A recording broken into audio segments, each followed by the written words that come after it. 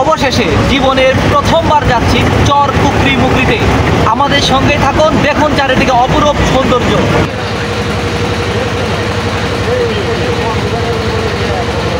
বগুড়া থেকে আমরা 11 জন এসেছি। আমাদের মাজেদ স্যার, আমাদের নাহিদ স্যার, আমাদের আরেক স্যার এবং বগুড়া সরকারি কলেজের ভারপ্রাপ্ত অধ্যক্ষ আমাদের ফারুক স্যার এবং আমাদের আরেফিন মামা, তার নেতৃত্বে আমরা এখানে আসছি। হেই নওগাঁর, ইনি আমাদের আবার বগুড়ার বাইরে নওগাঁর। চলুন আপনাদের এখন জানাই এই চর কুকরি মুকরিতে আপনি কিভাবে আসবেন। প্রথমেই ভোলা সদরে আপনাকে আসতে হবে এবং সেখান থেকে একটি বাস পাবেন, সোজা দক্ষিণ আইচা নামক একটি স্থানে নিয়ে আসবে। সেখান থেকে 10 টাকা দিয়ে একটি ঘাটে আসতে হবে, আর সেই ঘাটের নাম হলো কচ্ছপিয়া ঘাট, যেটা এখন এই ভিডিওতে দেখতে পাচ্ছেন। এইটাই সেই কচ্ছপিয়া ঘাট। আর এই কচ্ছপিয়া ঘাট থেকেই যদি আপনি লঞ্চে যান তাহলে 70 টাকা ভাড়া দিয়ে আপনি চর কুকরি মুকরিতে নামতে পারবেন। আর যদি স্পিড বোটে যাইতে চান তাহলে সেক্ষেত্রে আপনাকে আরও বেশি ভাড়া গুনতে হবে। বন্ধুগণ, আমরা এখন যাচ্ছি লঞ্চে করে চর কুকরি মুকরির উদ্দেশ্যে।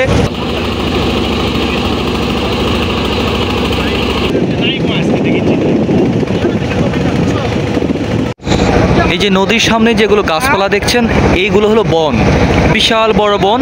এই বনে রয়েছে হরিণ, বাঘ সহ বিভিন্ন ধরনের প্রাণী। দেখুন চারিদিকে অনেক বড় বন, অনেক বড়। বন্ধুগণ, এখানে নদীর দুপাশের যেই সৌন্দর্য একদম রাতারগুলের মতো সৌন্দর্য, কোনো পার্থক্য নেই। এবং চারিদিকে যে গাছপালা, এইটা আসলে চোখে না দেখলে এই সৌন্দর্যটা একদম পরিপূর্ণভাবে আপনি উপভোগ করতে পারবেন না।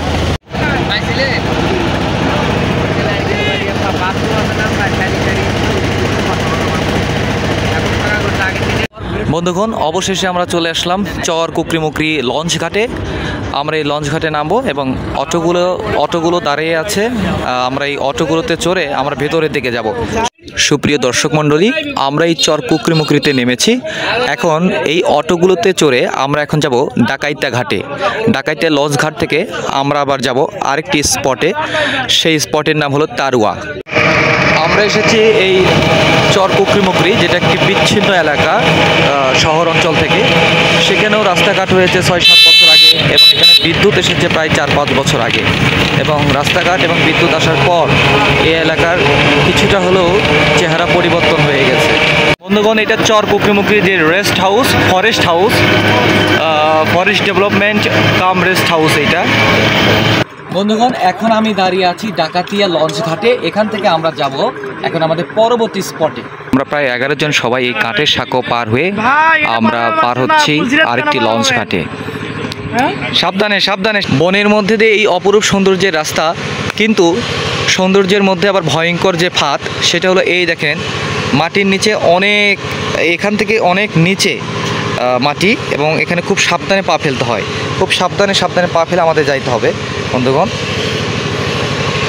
অনেকটা পথ এভাবে আমাদের এই বনটা পেরিয়ে আমাদের লঞ্চ ঘাটে যাইতে হবে। অপরূপ সৌন্দর্যের নীলাভূমি এই ভোলার চর কুকরি মুকরি দেখতে পাচ্ছেন। আমি এর আগে আরও অন্য সাইড থেকে দেখিয়েছি আপনাদের, কিন্তু এই সাইডটার যে ভিউ, আমি ক্যামেরাম্যানকে বলবো একটু সামনের দিকে যেতে। আসুন। ওয়াও, চারিদিকে অসংখ্য অসংখ্য গাছপালা এবং এখানকার কোনো জনবসতি নেই।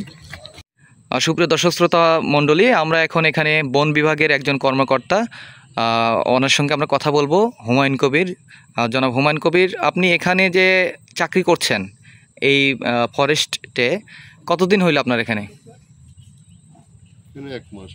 1 মাস। এই বনে আসলে বন্য প্রাণীগুলো কি কি আছে? হরিণ আছে, বানর আছে, তারপর আপনার শিয়াল আছে। কিন্তু এখন আমি দাঁড়িয়ে আছি চর কুকরি মুকরি ইকো পার্কে। আমার এই সাইনবোর্ডে দেখতে পাচ্ছেন এখানে একটি ওয়াচ টাওয়ার আছে, সেটি আপনাদের এখন আমি দেখাবো। এই ওয়াচ টাওয়ারটি 7 তলা বিশিষ্ট।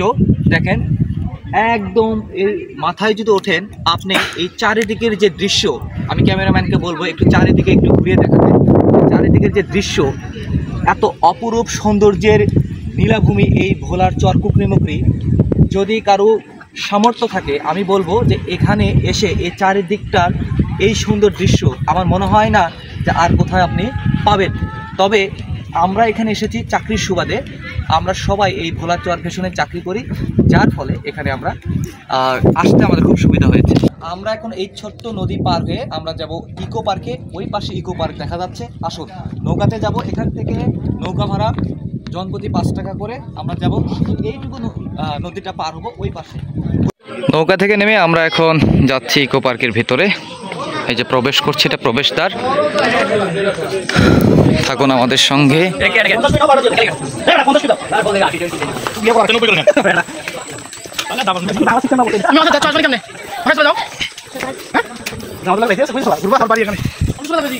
চারিদিকে শুধু গাছপালা।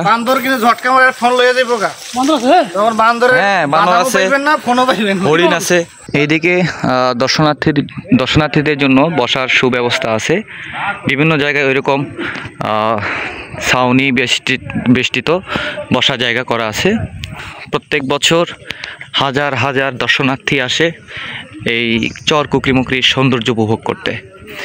সামনে বিশাল জায়গা। এই ইকো পার্কের বাহিরে বিশাল চরণভূমি। এই চরণভূমিতে কৃষক এরকম মহিষদের নিয়ে আসে, ওইদিকে দেখেন গরুদের নিয়ে আসে, এবং এদের নিয়ে এসে এখানে চারিদিকে খোলা মাঠে ছেড়ে দিয়ে রেখেছে, ঘাস খাচ্ছে। এবং এই বিশাল চরণভূমিতে আপনি যখন আসবেন তখন আপনি একদম হারিয়ে যাবেন এই শূন্যের মাঝখানে।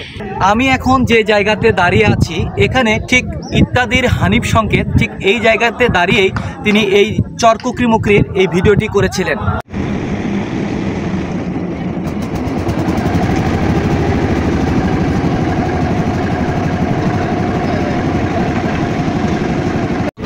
আমরা এখন ইকো পার্ক থেকে বের হয়ে আমরা একটি মাছ ধরার ট্রলারটি ভাড়া নিয়েছি, কারণ এখানে অন্য নৌকা বা লঞ্চ পাওয়া যায় না। আমরা যাচ্ছি একদম আরও প্রত্যন্ত অঞ্চলে তারুয়া চরে। চলুন আমরা একটু তারুয়া চরটায় ঘুরে আসি। বন্ধুগণ, আমরা এখন অবস্থান করছি একদম নদীর মাঝখানে। এইটা মেঘনা নদী, এর পাশে হলো বঙ্গোপসাগর। এবং আমরা যেখানে আমরা যাচ্ছি আমাদের যে গন্তব্যস্থল তারুয়া চরে, এখান থেকে দেখা যাচ্ছে মোবাইলে যেটুকু দেখানো যায় সামনের যে গাছগাছালি দেখছেন ঠিক ওই জায়গাতেই তারুয়া চর। দীর্ঘ 1.5 ঘন্টার ট্রলারের জার্নি শেষে আমরা অবশেষে এসেছি তারুয়া চরে।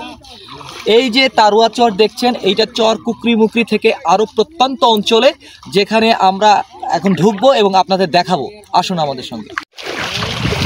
সবাই এখানে এনজয় করছে এবং শহর থেকে অনেক দূরে আসার কারণে একদম মনের ভিতরে যে বাচ্চামি সেইটা সবার প্রকাশ পাচ্ছে। অনেক সুন্দর একটি পরিবেশ।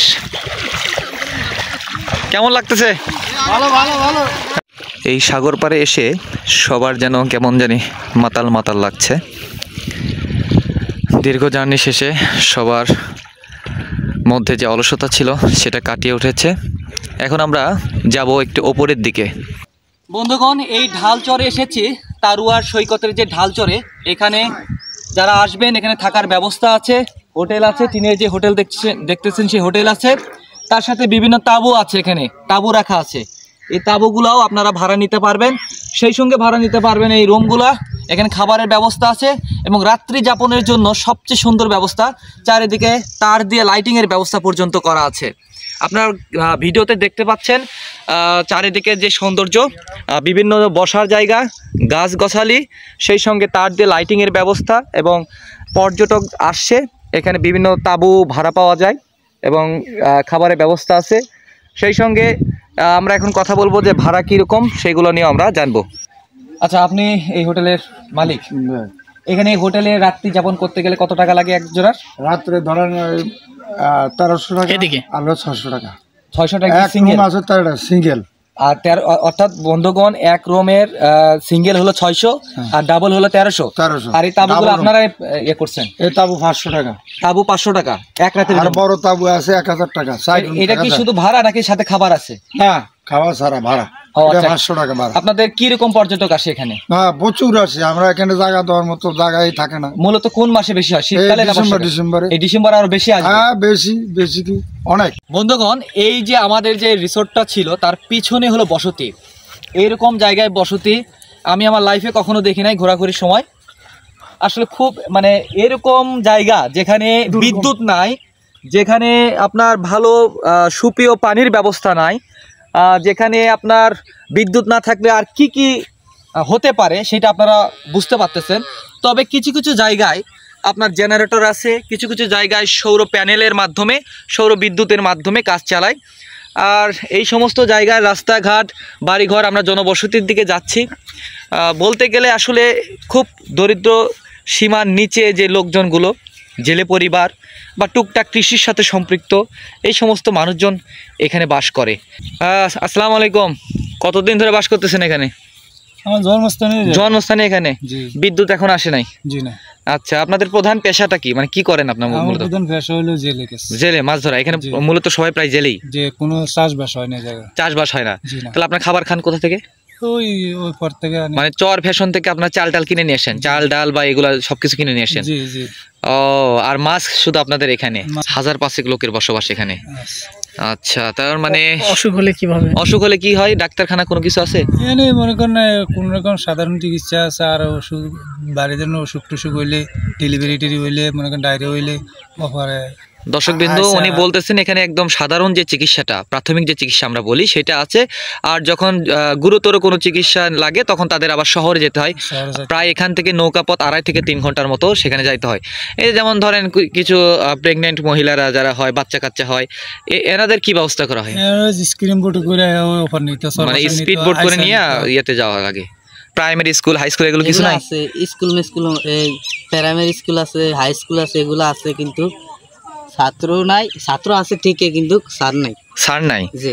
আচ্ছা বন্ধুগণ, এই তারুয়ার সৈকতে যদি আসতে চান অবশ্যই 1 রাত থাকার পরিকল্পনা নিয়ে আসবেন এবং এখানে এসে তাঁবু টাঙ্গিয়ে অথবা তাঁবু ভাড়া নিয়ে এই যে সমুদ্র সৈকতের যেই সৌন্দর্য, এটা উপভোগ করতে চাইলে অবশ্যই আপনাকে 1 রাত থাকতে হবে। অবশ্যই দেখেন সমুদ্র সৈকতের যে সৌন্দর্যটা।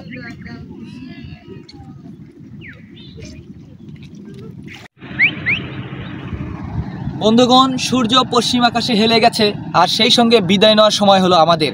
আজকের এই চর কুকরিমুকরি এবং তারুয়ার সৈকত আমাদের ভিডিওটি দেখে কেমন লাগলো অবশ্যই কমেন্ট করে জানাবেন, শেয়ার করবেন। আর সেই সঙ্গে আবারও নতুন ভিডিও দেখার আহ্বান জানিয়ে আমি সোহানুর রহমান সোহান আজকের মতো বিদায় নিচ্ছি। আল্লাহ হাফেজ।